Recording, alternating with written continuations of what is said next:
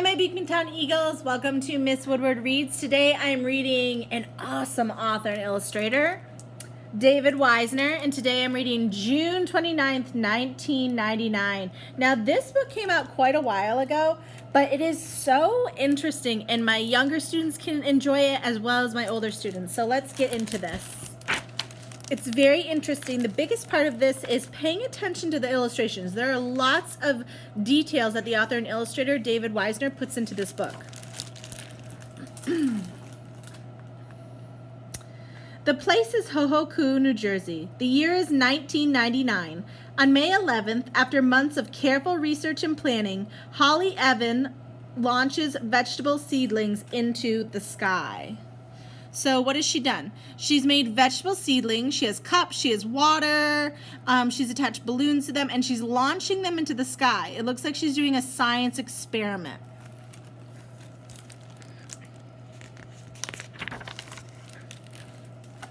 So that was May 11th. On May 18th, the young scientist reports on her experiment. Holly intends to study the effects of extraterrestrial conditions on vegetable growth and development. She expects the seedlings to stay aloft for several weeks before returning to Earth. Her classmates are speechless.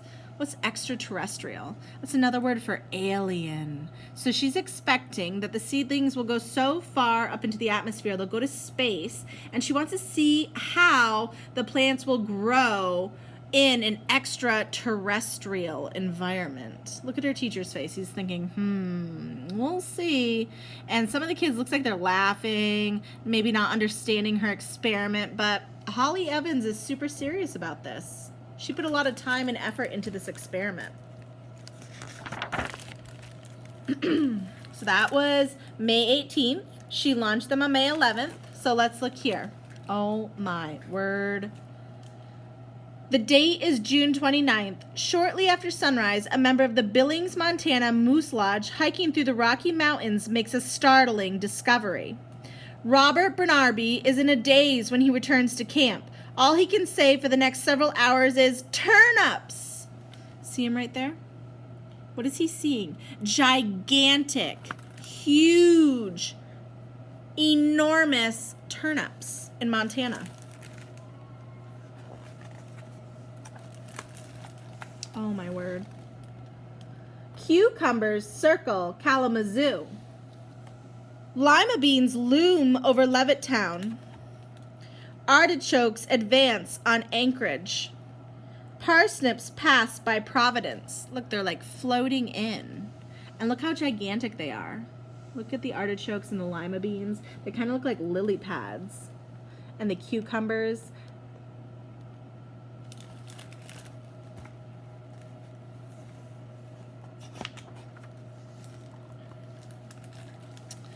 And broccolis land with a big bounce in Holly Evans' backyard.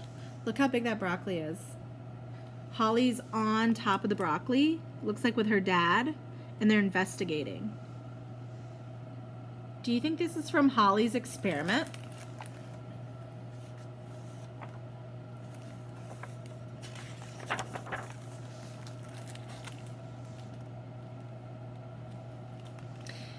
In Ottumwa, Iowa, Tony Kramer emerges from his barn and shouts for joy. At last, the blue ribbon at the state fair is mine, because it is a gigantic head of lettuce. Look at all the rabbits. See, there are tons of rabbits. Why are they running into his farm garden? They're going to eat up all that lettuce. By mid-afternoon, all vegetables float safely to the ground. What vegetables are these? They look like pea pods. It looks like it's somewhere out in the desert.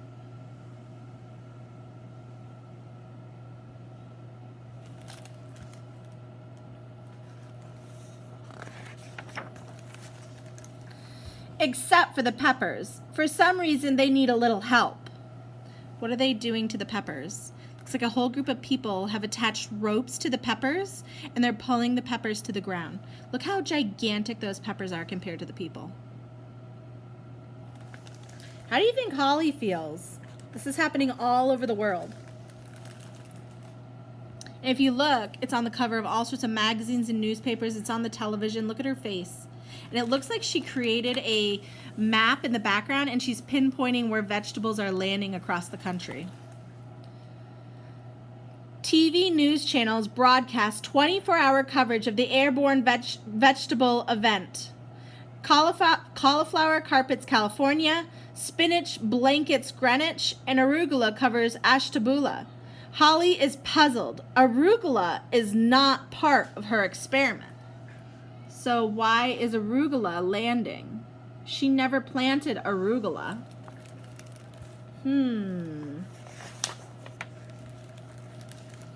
Vegetables become very big business.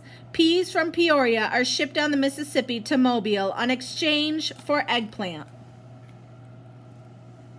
Here comes the eggplant on the train. The peas floating down the Mississippi River. We have the barges in the water, guiding them down the river. So people are exchanging and bartering these giant vegetables. I think they could feed a ton of people with these vegetables.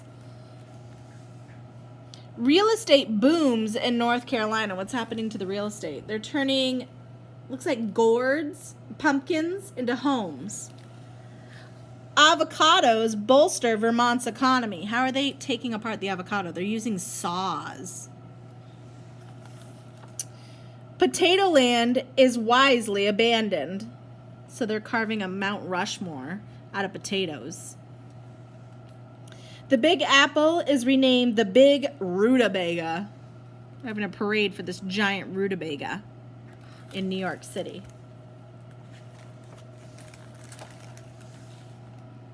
There's Holly.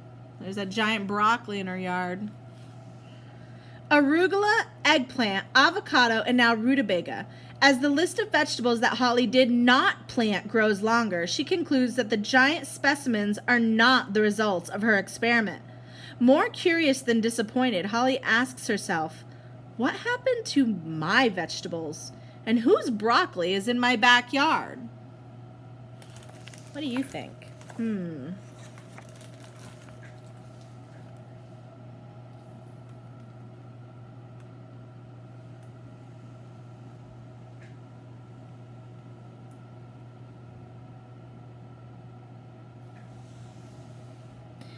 The place is the ionosphere. On June 29th, the Arcturian star cruiser Alulu Borealis was touring its sixth planet in 4 days, and the captain had just pointed out the fjords of Norway off the port side.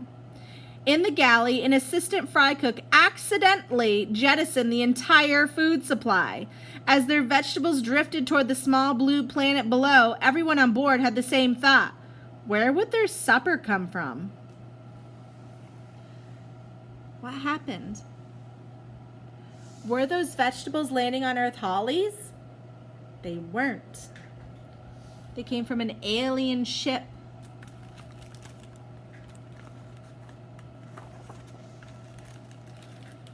The aliens are worried where their dinner will come from. And all of a sudden, outside the window, what did they see? Holly's experiment floating towards them. Did they make it? Did they make it out into space? They did. Isn't that so interesting? The end.